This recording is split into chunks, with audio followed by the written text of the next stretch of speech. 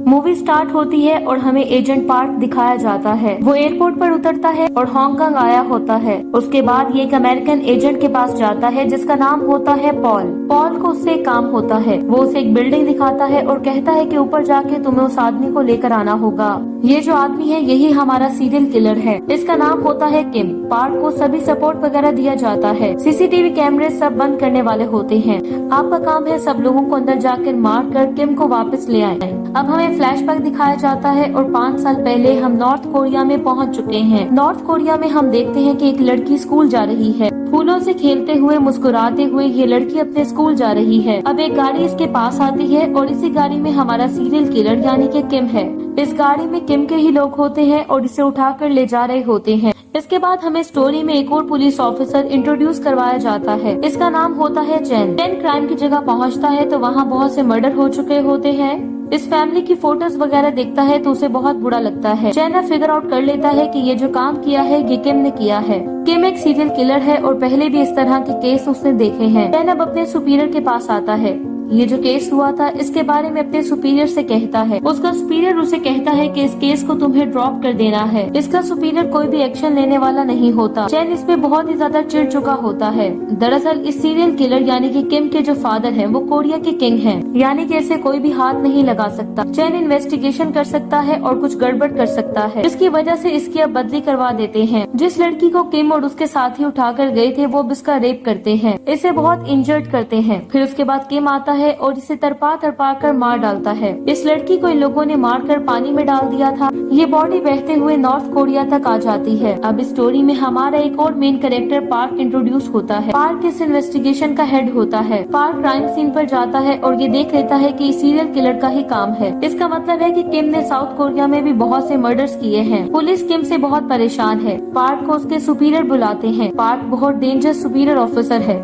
ये किलर को पकड़ने के लिए किसी भी हद तक जा सकता है। इसे लीगैलिटी नॉन लीगैलिटी के बारे में कुछ भी फर्क नहीं पड़ता। पार्क किसी भी हद तक जा सकता है, लेकिन उसके सुपीरियर उसे कहते हैं कि तुम ज्यादा ट्रबल में आ जाओगे, और उसके सुपीरियर उसे कहते हैं कि जिस चीज में तुम ज्यादा ट्रबल में आ जाओ वो तुम ना करो। अब 1 महीना गुजर जाता है और उसके सुपीरियर ने सुसाइड कर ली है, ये हमें दिखता है। अपने सुपीरियर के ऑफिस में जो कोई भी चीजें थी वो उन्हें पैक करता है। सीरियल किलर के दिए गए नोट्स जो कि उसके पास से उसे मिलते हैं वो उन्हें अपने पास रख लेता है। जिस विक्टिम की डेड बॉडी ने मिली थी उस विक्टिम की डेड बॉडी में से एक डीएनए सैंपल मिलता है। अब इनके पास डीएनए सैंपल है, इसलिए कातिल को पकड़ना बहुत ही आसान हो सकता है। इसलिए पार्क इन्हें ऑर्डर देने लग जाता है। पार्क अपने लोगों को कहता है कि जिन लोगों ने भी पुराने ऐसे काम किए हैं उनकी लिस्ट बनाओ। उनका वो डीएनए सैंपल लेने वाले हैं और जो टिप्स इनके ऑफिसर्स को आई थी उन्हें इनको भी पकड़ना है। उसकी टीम में एक आदमी उसे कहता है कि जो कुछ तुम ये कर रहे हो ये इलीगल है, हम ऐसे सबके डीएनए नहीं ले सकते। पार्क उसके सामने जाता है और उसे मारने लगता है और उसे कहता है कि मैं जैसा तुम्हें कह रहा हूँ तुम्हें वैसा ही करना है। मुझे सिर्फ सीरियल किलर को पकड़ना है और मैं उसे कैसे पकड़ूंगा ये सिर्फ मेरा डिसीजन होगा। इसके बाद थोड़ा टाइम गुजर चुका है। पार्क को सीरियल किलर के बारे में पता चल चुका है जो कि किम ही होता है। अब हमें डायरेक्टली इंटर रीजन्स के ऑफिस में जो मीटिंग चल रही होती है वो दिखाई जाती है। यहाँ पे हमें एजेंट रिदे दिखता है। इसे ऑर्डर दिए जा रहे होते हैं कि किम पकड़ा नहीं जाना चाहिए, ये एक नेशनल सिक्योरिटी का कंसर्न है। किम ने हांगकांग में भी गड़बड़ की थी और उसे बचाने के लिए रिदे ने ही हेल्प की थी, और अगर फिर से इसने किम को नहीं बचाया तो इसकी जॉब ट्रबल में आ सकती है। आज पुलिस यानी पार्क और इसके आदमी किम को पकड़ने जा रहे होते हैं। इससे पहले पार्क सही से कोर्ट ऑर्डर्स निकाल के लाता है। एजेंट रिदे भी यहाँ पहुँचता है। यहाँ पुलिस ऑलरेडी आ चुकी होती है और इंटर एजेंट्स और पुलिस इन दोनों के आदमी एक दूसरे से झगड़ रहे होते हैं। रिदे अंदर जाता है और वहाँ किम को अरेस्ट कर रहा होता है। तभी पार्क वहाँ पहुँच जाता है और कहता है कि तुम इसे अरेस्ट नहीं कर सकते, ये एक सीरियल किलर है और इसे हमें अरेस्ट करना है। पार्क के पास कोर्ट ऑर्डर होता है इसलिए उसे कोई भी नहीं रोक पाता। किम जब पुलिस कस्टडी में होता है तो उसे बचाने के लिए उसका लॉयर आता है। उसका लॉयर कहता है कि जब मर्डर हुआ था तो किम इस शहर में था ही नहीं। अलग अलग लोगों के नाम बोल देता है और कहता है कि इनके साथ वो था। पार्क कहता है कि हमें इसका डीएनए मिला है। किम कहता है कि जिस गाँव की वो लड़की थी उस गाँव में हम फार्मिंग करते थे, उस लड़की ने वो सब्जी खाई थी इसलिए डीएनए आ चुका होगा। पार्क कहता है ये सब तो ठीक है लेकिन हम इसे 14 अगस्त तक रख सकते हैं, इसलिए अब इसका पूरा फायदा पार्क लेने वाला होता है। पार्क जाते जाते किम से कहता है तुम्हें क्या लगता है मैं एक पागल हूँ? मैंने सिर्फ ये कहा था कि डीएनए सैंपल मिला है, ये सब्जी से आया है ये मैंने नहीं कहा था। यानी कि अब कंफर्म हो चुका है कि मर्डर किम ने ही किया है। पार्क कहता है कि जो लोग दावा कर रहे थे कि वो किम के साथ है उनके रिकॉर्ड्स निकालो। जो लॉर्ड किम को रिप्रेजेंट कर रहा था उसके रिकॉर्ड्स में निकालवाने को वो उसे कहता है। इसका आदमी पहले से कुछ कहने वाला होता है लेकिन वो पार्क से डरता है इसलिए वो कुछ भी नहीं कहता। घर के आसपास जो भी सिक्योरिटी फुटेज है वो इसे निकालने का बोलता है। सिक्योरिटी फुटेज ऑलरेडी रिडे ने ले लिया है। पार्क कहता है कि आसपास बहुत से सिक्योरिटी कैंप्स हैं। हम कहीं न कहीं तो उसे ढूंढ लेंगे। ये सब सिक्योरिटी कैंप्स उसकी सीडीज बनाती हैं और सबको ढूंढने लग जाते हैं। बहुत सारे लोग इस पे काम करने लगते हैं। हृदय को पता करना था कि पार्क क्या कर रहा है। पुलिस स्टेशन में फूड पार्सल देने के लिए जो आदमी आता है इससे ऑडियो डिवाइस पार्क के ऑफिस में लगा देते हैं। पुलिस की सीसीटीवी फुटेज भी कैमरे में हृदय देख सकता है।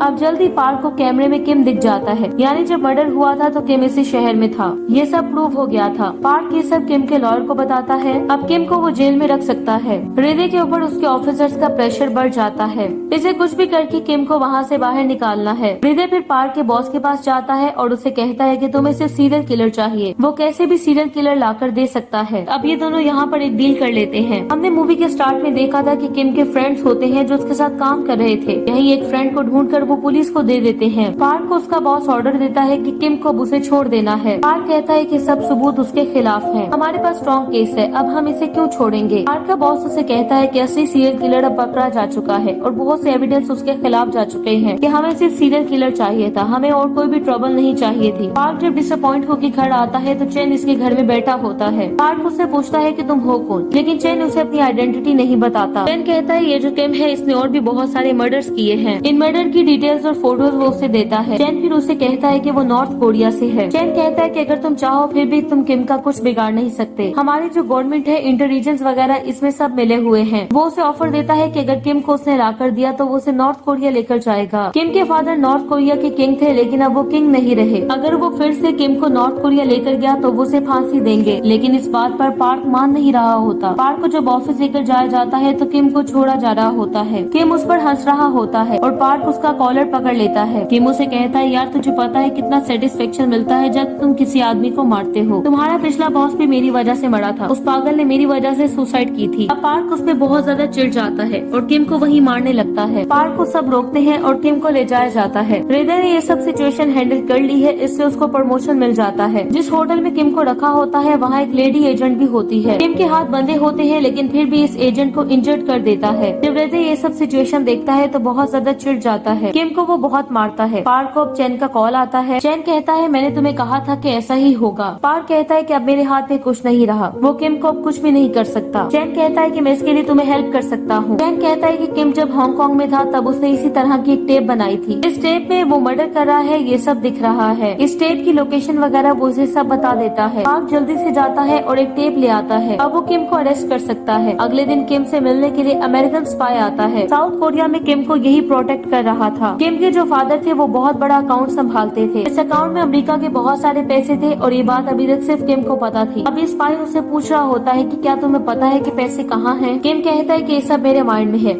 अगर स्पाई को पैसों की लोकेशन चाहिए तो उसे किम को प्रोटेक्ट करना होगा। इसी वजह से हृदय भी इसे प्रोटेक्ट कर रहा था। अब ये स्पाई किम को अमेरिका ले जाने वाला होता है। जब ये यहाँ से जा रहा होता है तो पार्क वहाँ पहुँच जाता है और किम को अरेस्ट कर लेता है। पार्क किम से कहता है कि लड़कियों के साथ तुम कुछ भी नहीं कर सकते, इससे सब फ्रस्ट्रेशन तुम उन्हें मार के निकालते हो। ये सच होता है तो किम इस पर बहुत ही ज्यादा चिढ़ जाता है और कहता है कि मैं तुम्हें भी मार डालूंगा। अब पार्क किम को पुलिस स्टेशन लेकर आता है। पार्क को उसके बॉस को कॉल आता है और वो तुरंत किम को छोड़ने के लिए से कहता है। पार्क की मर्जी नहीं होती लेकिन उसे फिर भी हृदय के पास जाना पड़ता है। वो कोर्ट का ऑर्डर लाने की भी कोशिश करता है लेकिन ऐसा हो नहीं पाता। अब पार्क और हृदय दोनों बात कर रहे होते हैं। अब हृदय इसे कहता है कि इस कंट्री से जाने वाला है, अब हमारी ये प्रॉब्लम नहीं है। पार्क कहता है कि कहीं भी चला जाए ये मर्डर से नहीं रुकने वाला। हृदय को चैन के बारे में पता होता है। चैन ने पार्क को इन्फॉर्मेशन दी थी जिसके बारे में वो बात करते हैं। हृदय कहता है कि चैन के सभी आदमियों को किम ने मार डाला था। चैन को भी इसने बहुत मारा था पर चैन बच गया था। ये दोनों जब बात कर रहे होते हैं तो किम को अमेरिकन एजेंट ले जा रहे होते हैं। किम जल्दी से एजेंट की गन लेता है और उसे मार डालता है। ये पार्क के पास जाता है और पार्क पर भी ढेर सारी गोलियां चलाता है। पार्क के लिए एम्बुलेंस बुलाई जाती है और किम को अमेरिकन एजेंट ले जाते हैं। किम और अमेरिकन एजेंट सब गाड़ी में होते हैं तभी चैन उसे गाड़ी टकरा देता है। बहुत सारे लोगों को चैन इंजर्ड करता है और किम को लेकर चला जाता है। अब हम देखते हैं कि हृदय और उसके बॉस की बात हो रही होती है। उसका बॉस उसे कहता है कि हमें अभी भी कोई प्रॉब्लम नहीं है। क्या चैन उसे वाकई नॉर्थ कोरिया लेकर जा रहा है? पर किम के फादर अब फिर से किंग बन चुके हैं। किम को वहाँ पे भी कोई भी प्रॉब्लम प्रॉब्लम नहीं आएगा। अब हमें बोट में दिखाया जाता है कि चैन किम को लेकर जा रहा है। बोट में जो सब लोग इसके साथ होते हैं वो अब चैन के खिलाफ हो जाते हैं। ये अब किम के लिए काम करने लगते हैं। किम इसी बोट में चैन को मार देता है। अब हमें प्रेजेंट का सीन दिखाया जाता है। मूवी के स्टार्ट में हमने देखा था कि पार्क हांगकांग में है, यानी किम ने उसे मारा था लेकिन पार्क बच गया था। पार्क को अमेरिकन एजेंट ने ऑर्डर दी थी कि किम को बचाकर यहाँ लेकर आओ।